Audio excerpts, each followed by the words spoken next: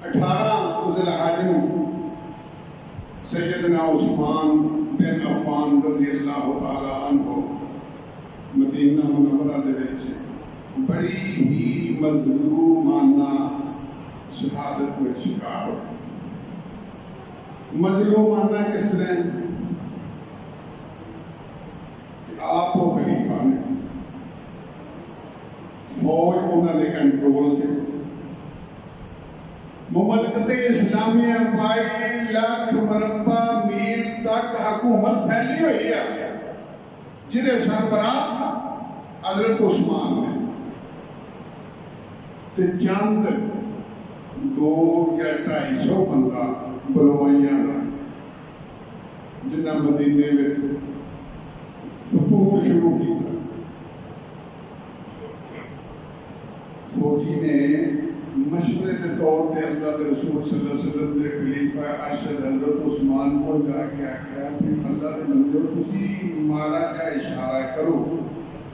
تے کنے جی نے چند جی نے ویندے صفا کر دیں گے انہاں دا۔ سیدنا عثمان فرمانے کہ نہیں، میں مدینہ النبی دے اندر اپنے پیغمبر دے شہر دے اندر کسی دا خون بہندا نہیں ہوئی سکتا، میں اجازت سمجھا۔ ایک دن یہ آخیا کہ چلو اس طرح کرو تسی یہ کرو گی خلافت چھڑ دو، رولا تو خلافت دا ہی نا، تسی چھڑ دو آپ پھر اور کو خلیفہ بنا لیں گے۔ حضرت عثمان پر کہنے لگے یہ بھی نہیں میں کرنا، میں یہ کیوں؟ آپ نے فرمایا مینوں اللہ کے رسول صلی اللہ علیہ وسلم نے آخیا سی اور زندگی کے اندر مینوں آخیا سی کہ اے عثمان ایک وقت آئے گا اللہ تینوں ایک قمیض پہنائے گا، اللہ ایک تینوں خلعت پہنائے گا، لوگ انہوں اتار دینا چاہوں گے لیکن تم اتاری نہ، وہ لوگ اتار کر کے تیری قمیض اتار لیں تے وکری گل ہے،